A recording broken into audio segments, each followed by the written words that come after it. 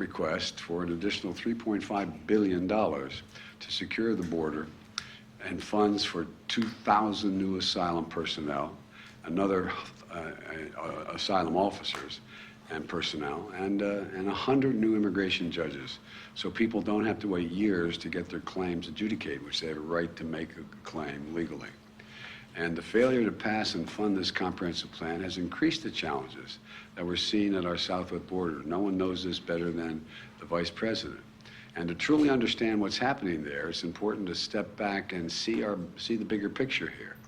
You know, I know it's hard to see, but because our politics has been so divisive, you know it's getting much better, you've all observed, but it's been so darn divisive that it like clouds the picture. I mean, it clouds the picture. But let me explain what I'm going to do and as clearly and plainly as I can. I know it's a complicated issue. I don't want to pretend there's anything easy about it.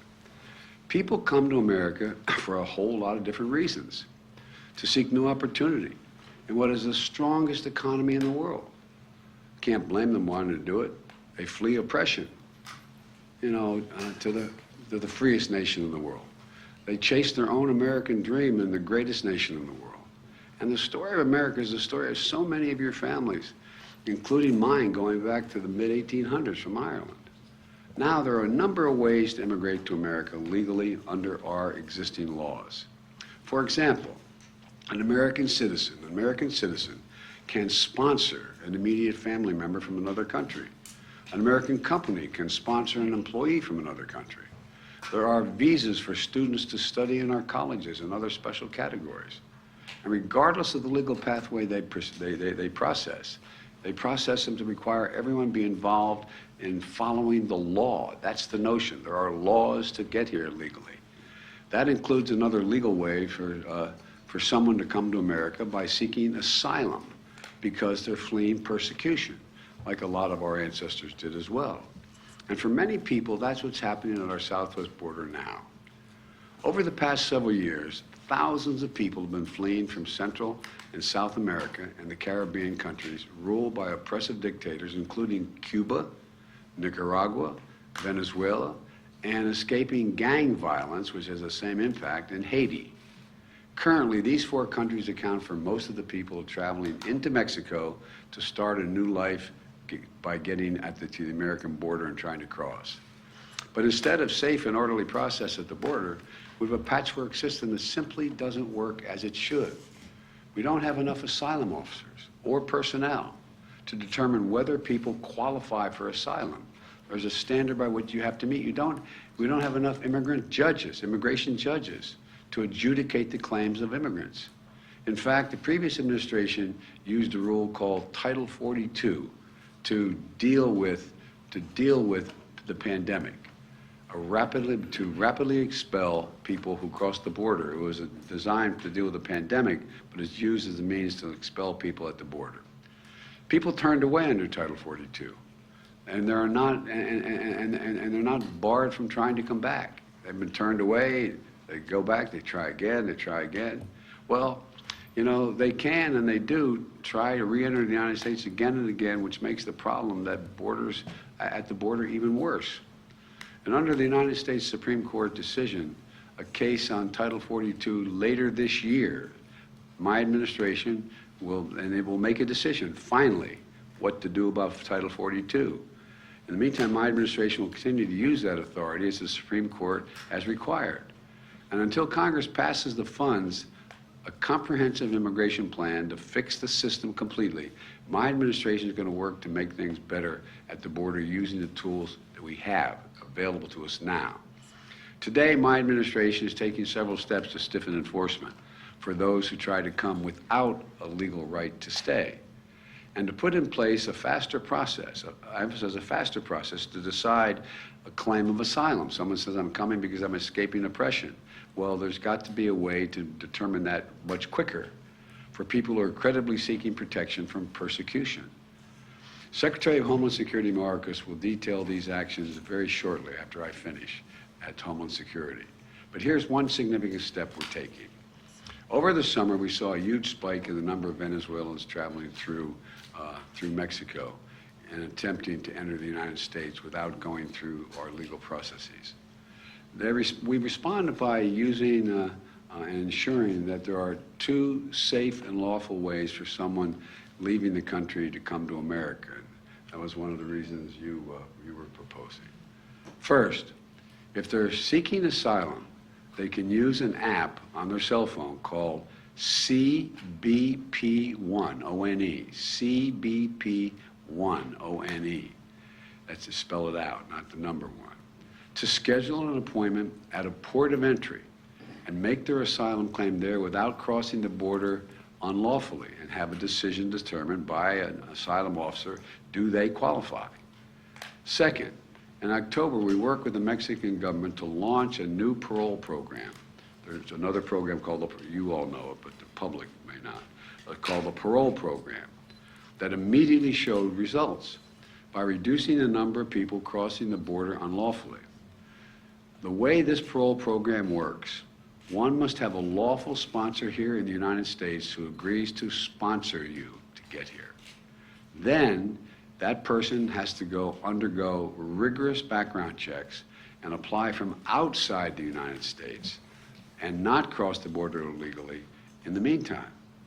If they apply and their application is approved, they can use the same app, the CBP1 app, to present at a port of entry and be able to work in the United States legally for 2 years.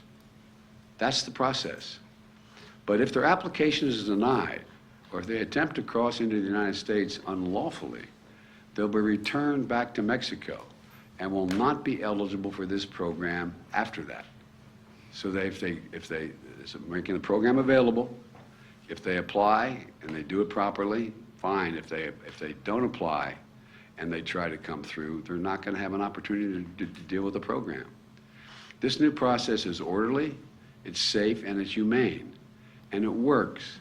Since we created the new program, the number of Venezuelans trying to enter America without going through a legal process has dropped dramatically from about 1,100 per day to less than 250 per day on average. That's several hundred people on average every single day who are not crossing into America illegally. Today I'm announcing that my administration is going to expand the parole program for people not only from Venezuela, but from Cuba, Nicaragua, and Haiti. Again, these four countries, Venezuela, Cuba, Nicaragua, and Haiti, these four countries account for most of the people now traveling into Mexico to try to start a new life by crossing the border into the United States of America on the southwest border. We anticipate this action is going to substantially reduce the number of people attempting to cross our southwest border without going through a legal process. In fact, today, I'm announcing that Mexico has agreed to allow to return up to 30,000 persons per month who try, get caught, and get sent back from those four countries, who are apprehended while attempting to unlawfully cross the border, the southwest border. My message is this: if you're trying to leave Cuba, Nicaragua, or Haiti, or have agreed to begin a journey to America, do not just show up at the border. Stay where you are and apply legally from there. Starting today, if you don't apply through the legal process, you will not be eligible for this new parole program. Let me reiterate. You need a lawful sponsor in the United States of America, number one. And you need to undergo a rigorous background check, number two. If your application is approved and you show up at a U.S. airport or when and where directed, excuse me, you have access. But if your application is denied or you attempt to cross into the United States unlawfully, you will not be allowed to enter. Look, we should all recognize that as long as America is the land of freedom and opportunity, people are going to try to come here. And that's what many of our ancestors did. And it's no surprise that it's happening again today. We can't stop people from making the journey, but we can require them to come here, that they come here in an orderly way under U.S. law. And let me say it again. The actions we're announcing today will make things better, but will not fix the border problem completely. There's more that has to be done. I laid that out in the first week I was here. That work will not be done unless and until the Congress enacts and funds a more comprehensive immigration plan that I proposed on day one. Until Congress has acted, I can act where I have legal capacity to do so. Last year, I brought together 20 leaders, many of you were there, and from the Western Hemisphere, heads of state, to stabilize the flow of immigration, to expand pathways to immigration, and to manage the border humanely. The leaders of the hemisphere built on those efforts that I led when I was vice president to expand economic assistance to nations in North Central America, so people here can improve their economic prospects at home instead of having to leave for the United States. Most people would much rather stay in the country they are if they can feed their families, be safe, send their kids to school, and have opportunity. It's not like people, you've heard me say it before, it's not like people are sitting around a table and somewhere in Central America and say, I got a great idea. Let's sell everything we have. Let's give it to a coyote, a smuggler. They'll take us on a harrowing journey for thousands of miles to get to the United States. Then we're going to legally cross the border. They're going to drop us in the desert, and we're faced where we don't speak the language. Won't that be fun? I'm not being facetious. Well, President Harris led this effort to make things better in the countries from which they are leaving. And thanks to her leadership, she's been able to generate more than $3.2 billion from the private sector to create jobs and opportunities in El Salvador, Honduras, and Guatemala. Tell people stay in their own countries, home countries, where it'll be safer and they have some opportunities. We've also set up a joint patrols and law enforcement with Mexico and Guatemala that share real-time information on locations that smugglers are using to convince migrant groups to cross illegally. That's what they're doing. They're out recruiting. They're taking all the savings or anything they have to take them on an incredibly dangerous journey. We embedded our Border Patrol officers with Mexican patrols to detect and raid human smuggling operations. This has been, thus far, there had more than 7,000 arrests of human smugglers in the last 6 months. 7,000. That's not just human smuggling at the border. We're focused on cracking down on drug smuggling, which is a serious and deadly problem, and I made a promise we would try this. My administration has allocated record funding that added hundreds of additional Border Patrol agents and installed new cutting-edge technologies to be able to use effectively, it's like an X-ray machine, detailed to be able to look through these large containers to determine what's in the container and at the border. For example, since August of last year, Customs and Border Patrol have seized more than 20,000 pounds of deadly fentanyl. That's enough to kill as many as 1,000 people in this country. 20,000 pounds of fentanyl. It's a killer. It's a flat killer. And next week I'm going to travel to Mexico, where I'm going to meet with President López Obrador. We have a big agenda that ranges from the climate crisis to economic development and other issues. But one important part of that agenda is strengthening our border between our nations. And I will visit the border myself this Sunday in El Paso to assess border enforcement operations, meet with the local officials and community leaders and the folks at the border sending me what they need that they don't have, and make it public what they conclude they need they don't have to try to convince my Republican colleagues they should do something. And I know that migration is putting a real strain on the borders and on border communities. They can't do anything but that. We're going to get these communities more support.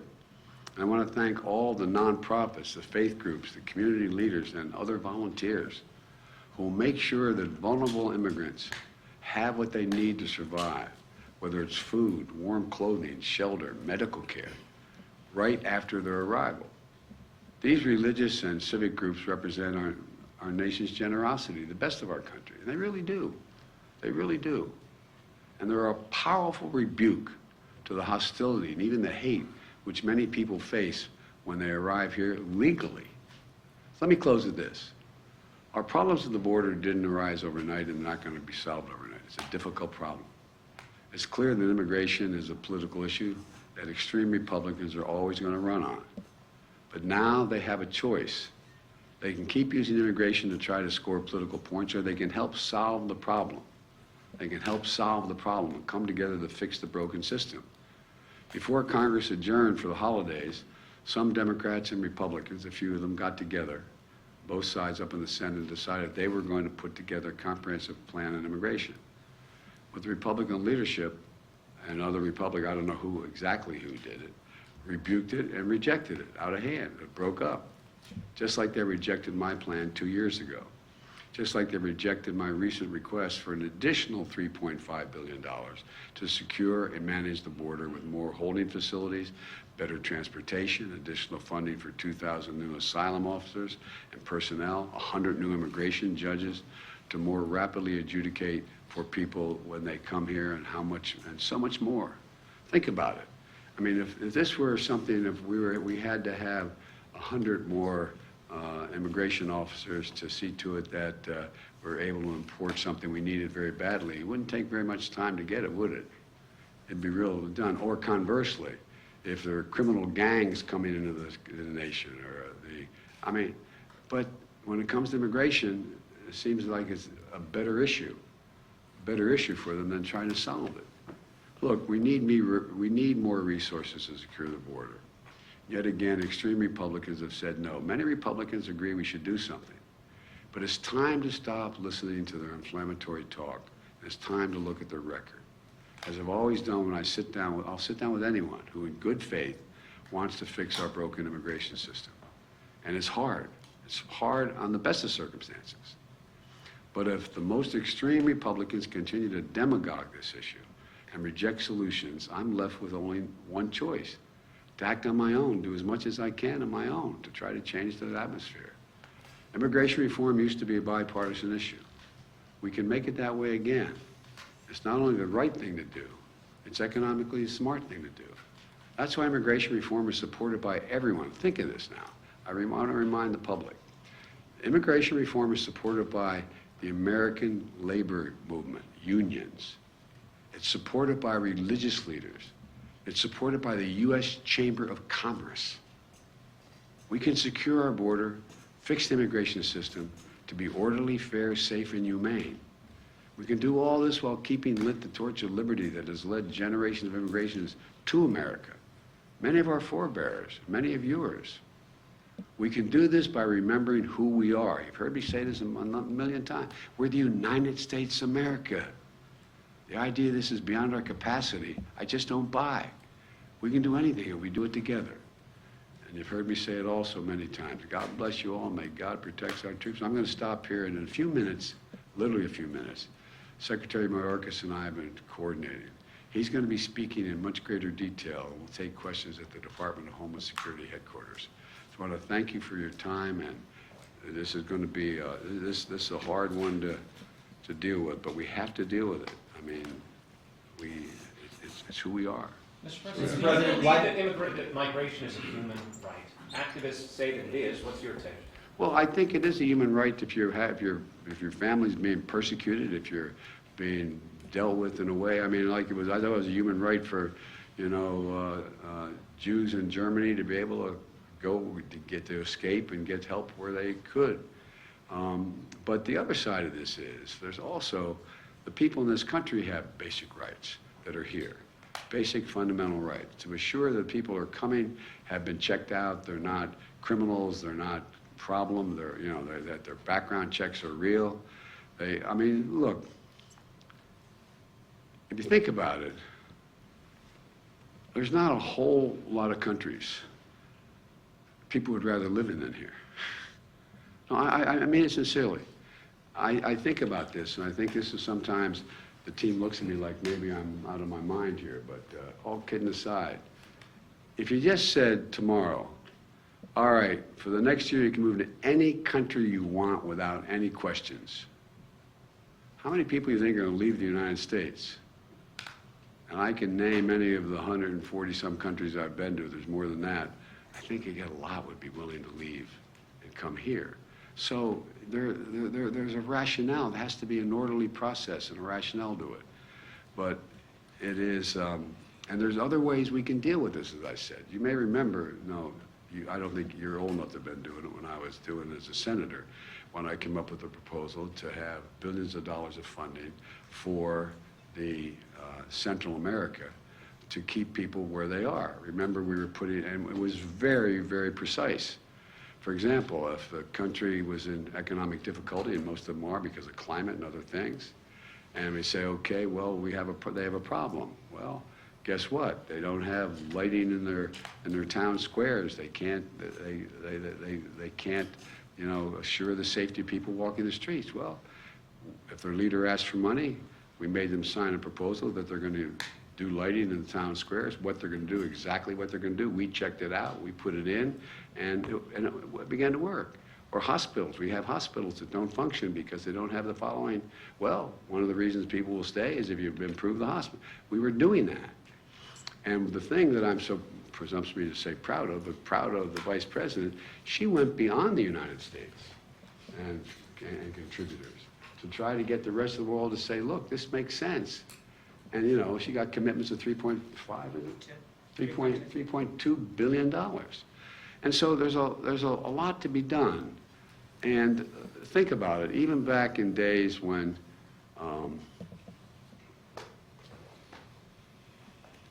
it's so easy to demagogue this issue. It's so easy to demagogue it. And you hear, you know, a number of our friends, the MAGA Republicans, talking about, you know, they don't even want me speaking English anymore. They want me speaking da-da-da. They're gonna take over my community, my name, they, whoever they are at the time. Well, you know, that's what a lot of folks went through when they got here, going all the way back to the 1800s. It's not new. It's part of it's human nature and fear, but there's got to be an orderly way. And I know we can make it much, much better. Mr. President, why did you decide that now is finally the right time to visit the southern border? Republicans have been calling on you to do this since the beginning. Because Republicans haven't been serious about this at all. Come on. They haven't been serious about this at all. I wanted to make sure that I knew what the outcome, at least the near outcome, was on Title 42 before I went down. We don't have that yet, so I had to operate. I don't like Title 42. But it's the law now. I have to operate within it. My prediction is, it's nothing particularly insightful about this, Title 42 is going to go away before the end of the year in terms of the Supreme Court, my prediction. And then we're going to have to use Title 8. 8, right? Am I right? Yeah, Title 8. 8, 9. And which we can implement what we're doing here, plus some other things.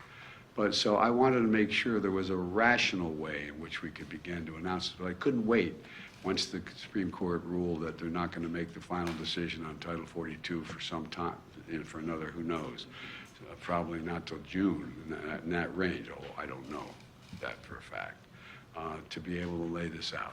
But look, my Arcus is waiting to impress you all. All kidding aside. How about Ukraine? How about Ukraine, sir? Are you concerned about the fact that requiring airlines to get prejudice or sort of lean it toward wealthier migrants and Yes. make it harder for poorer migrants? Yeah, but there's also ways to get to ports of entry along the border as well. I'm sorry. Okay. So the ceasefire proposed by President Putin in Ukraine for the Orthodox Christmas on January 6th, 7th, have you heard about that? Do you have a reaction to whether it's... I'm reluctant to respond to anything Putin says. I found it interesting. He was ready to bomb hospitals and nurseries and churches, and on the 25th and New Year's, and I mean, you know, I think he's trying to find some oxygen. Thank you so Sir, far. are you still monitoring the speaker's race? Are you still watching the speaker's race? I'm following with great, how can I say it? Attention. Attention. Mr. President, have you decided? Thank you very much. Thank you.